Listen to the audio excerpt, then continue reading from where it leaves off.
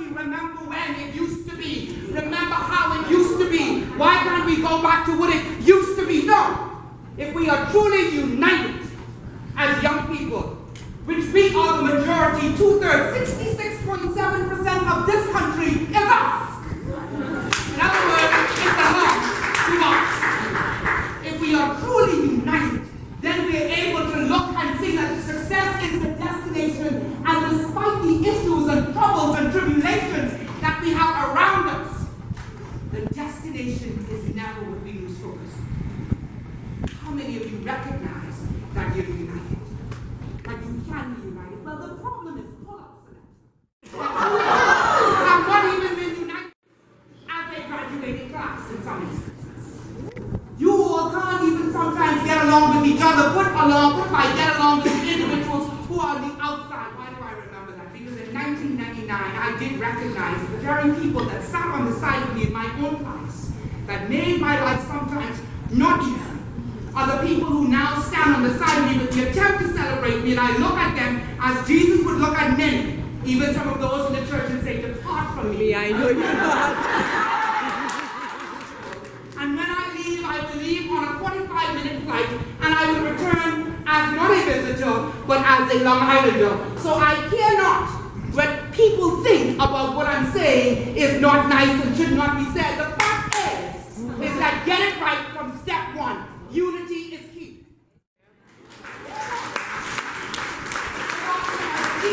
I would speak to students when they would go in service projects, and I said, you all are so excited to go out and help the community, but you are not so excited to serve your own school with some degree of pride. In other words, you're not even excited to serve each other with some degree of pride. In other words, unity, much like charity, begins at home. And then I'm going to hit the school. So we have unity. That's the first level of deconstruction. But then the second one's love. Much like pseudo-spirituality, which I see very often in the Bahamian diaspora, I also see the pseudo-love. We talk it. We speak it. We try to show publicly in our demonstrations of it, but at the core, we are rotten sometimes. In other words, young people, it means that when you step out the doors, you must understand that even in the midst of people and their differences, the greatest of these is what? Love. I look at individuals who are from different nationalities, and I look at individuals who are also differently abled, and I look at the way people treat and look and speak to them, and we say that we are a Christian nation. For God's sake, Father, He said we must serve the least of them. So let's get it right. In other words, the change of Long Island begins with you. The very things that you complain about the older and the wiser, it begins with you. Because when you then look at yourself, as I look at sometimes with my father, the very things that I complain about, him being miserable, I find myself being miserable.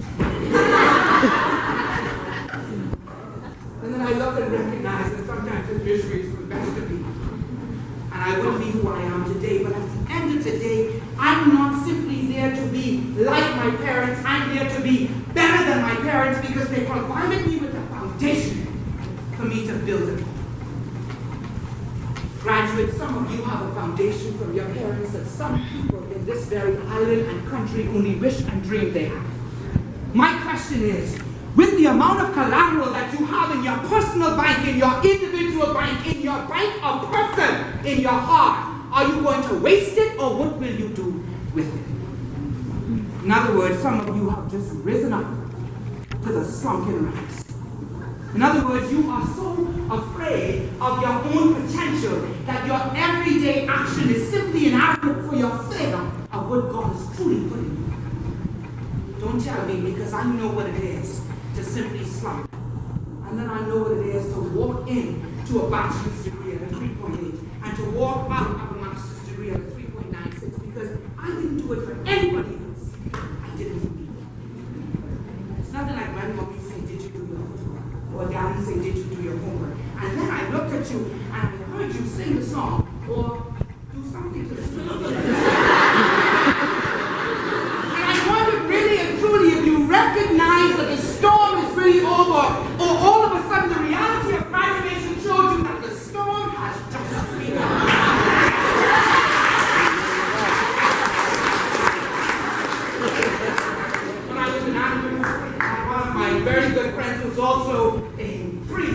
lady from the back while he was preaching stood up and said, question asked. Do you now recognize, she was there, do you now recognize that your storm has just begun? Because when you make the right decision, it will be your responsibility. But oh, for God's sake, when you make the wrong decision, it is also your responsibility. In other words, the company of the bank lane shuffle is just between you and Jesus. Mommy and daddy is not present. The company of your poor choices is no longer the responsibility or the embarrassment of anybody else but you. But on the flip side of it, the right choices can also be celebrated by you. Love. I never thought that all of us have come from the best homes and the most loving homes, and even sometimes the homes that are painted so white with the wonderful trimming and the garden so beautiful. There's a level of toxicity that happens in those homes that are barren. I worked at a particular school with plenty money for plenty years, and I saw it even worse. But I'm here to tell you that you're not a product of your circumstances.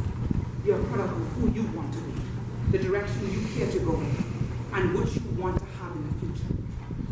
If the circumstances are bad, you're not a product of those. If the circumstances are good, you're not a product of those. Because when people talk to me about marginalized young people, as I was sitting in a meeting the other day, I said to the Honorable Prime Minister, I said, really, Prime Minister, the fact is that every young person in our country is potentially marginalized. Why? Because what they are susceptible to by virtue of technology and the internet and all of these other things, you could get messed up and mixed up pretty quickly right around. Snapchat this, Facebook that. In other words, your life can turn to a devastating embarrassment. Then we have this whole idea of service. But when we think about service, we must understand that service must be authentic. I remember interviewing this young lady, and she said to me, I said, what do you do for volunteerism? Oh, I have 500 hours of volunteerism. Well, save your pilot me. If you were counting the hours, that wasn't volunteerism. Because the mere fact is that somebody ought to find you in the trenches serving and doing the very single thing that you love to do for other people simply because you love to do it. And recognize that although we pay rent sometimes, there's a particular, I think it was Gandhi who also said that service to others is the rent you pay for your place on earth. But yet we have individuals that are so selfish, so self-absorbed, and we continue to report the nonsense of that. And what happens as a result of that is individuals simply stand by and do nothing. So the individuals who fail to act, the individuals who don't care to act, are just as bad as the individuals who are acting incorrectly. In other words, if there's good, there's also what? Evil. And if there's good, then you need to make sure that you are not somewhere in the middle, because this is not the opportunity for middle ground. We see that Hillary, although she had to move quickly to do something, to act, middle ground wasn't getting on her. In other words, you must choose today whether or not you're going to walk up these doors and make this a better country by doing something good, whether you're going to leave the country just the way it is by doing absolutely nothing, or whether you're going to make it worse by being a part of the statistic. I think that all of you have been given the fundamental principles necessary through your education to determine, as you walk through those doors, how are you going to dare to make it different. And then in your service, you must make sure that your service is to self. You must make sure that your service to self is, how do I prepare myself to be the best me that I can ever be? Not Beyonce. This is, what do you call now? No. Formation. While I was speaking to another group of students, I said, you all are listening to Beyonce's Formation and you all can't get your own lives information. In other words, what is your next step after this? What is your immediate goal? What is your short-term, long-term, and intermediate goals to get you to destination success? Have you figured out? If you haven't, you must do so quickly. That's where service is.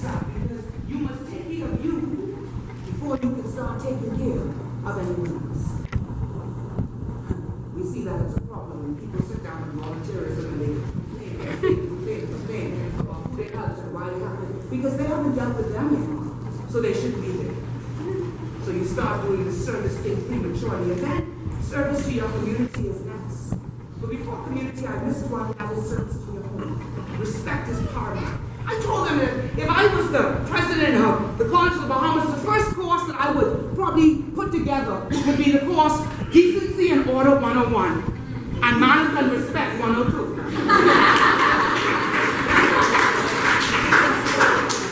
In other words, the service to your home is the mutual respect that you share between each other.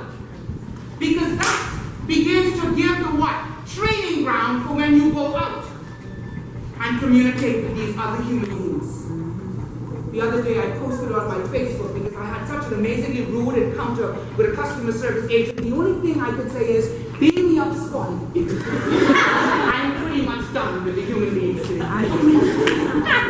Because so you have service to self, you have service to home, and you have service to community, and with that, you recognize that you are able to make a true difference.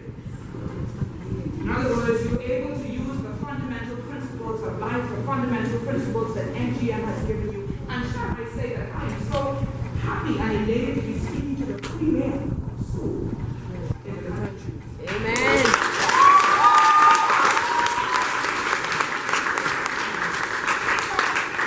All these things wrapped up, then let me switch gears for a second. Parents.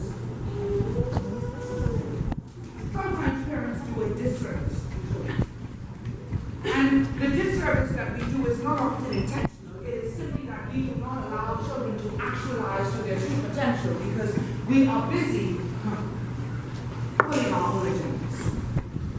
In other words, these young people recognize that there is a journey, there is a platform, there is something that they want to do for themselves. You must provide the environment, the ecosystem that permits them to be the greatest them they would ever be. I remember at Acadia University, a young lady graduated with her bachelor's degree in business administration, and when she got the degree, she turned around to her father in front of me and she says, "Isn't this what you want? It's yours now. I'm going to now do me." You see, that young lady only wanted to do one thing. She wanted to do the ballet. She wanted to be a ballerina and serve in New York City in some theater. And now I'll tell you, she's a principal dancer making more money than her family could even dream she would ever do. You see, I can't be better. I can't be the best you want me to be. I can't be the best thing you want me to be. I can be good at what you want me to be, but I can only be best at what I want to be. And so we have this very myopic view of society that everybody ought to be doctors and lawyers and garbage. And very young people say, "Hey, garbage is garbage juice." In other words, we must understand that our economy is in the position that it is in because we have yet to be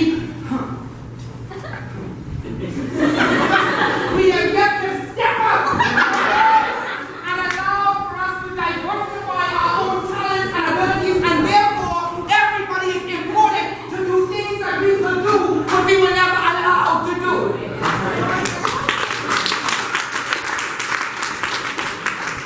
So people say, "Let bygones be bygones." I say, "Let people."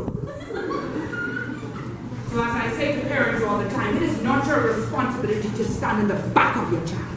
It is not your responsibility to stand in front of your child. It is your responsibility to stand on the side of your child and to be much like Jesus, that when the footprints became one, it was at that point you could say, "I was carrying." In other words, some of you have looked at the sea and you've been unhappy with it. You looked at the D and you've been unhappy with it. And yes, it yucks up your vexation.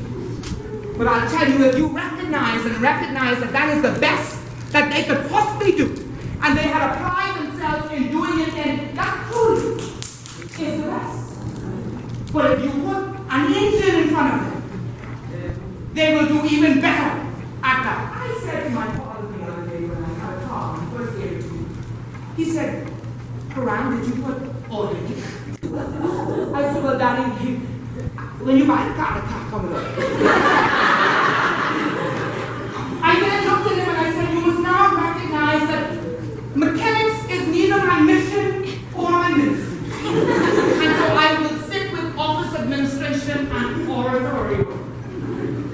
You must understand your place in their lives. Your place as a facilitator and a guide, but not as an obstruction to the greatness that these can become. They must stand up for me.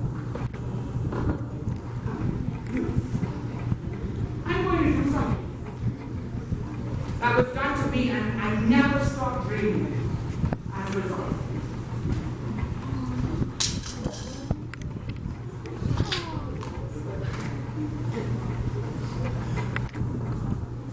I worked hard for these. But in working hard for these, it's given me rewards. But I worked hard because it's heavy. Because it gave me some degree of motivation.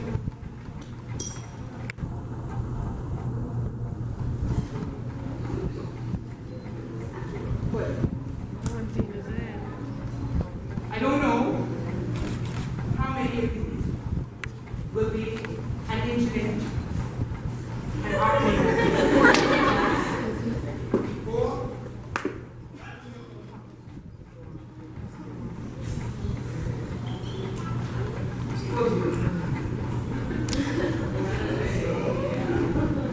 but this is not out of your league. This is very much in your league. Whether it's technical, academic, or spiritual, the fact remains, graduates, is I am not here to burden you. I am here to inspire you. How many of you will rise to the occasion in your service to be the best young Bahamian, to achieve all of your personal goals, and to make this country a better place? A bachelor's degree is saying I understand the world. A master's degree is saying I understand my area of the world. And a doctorate degree says I am now here to add something to the world. I'm telling you that today you don't need to be a doctor to add something to the world. Today you just need to be a young man in a democratic process who's willing to stand up and make it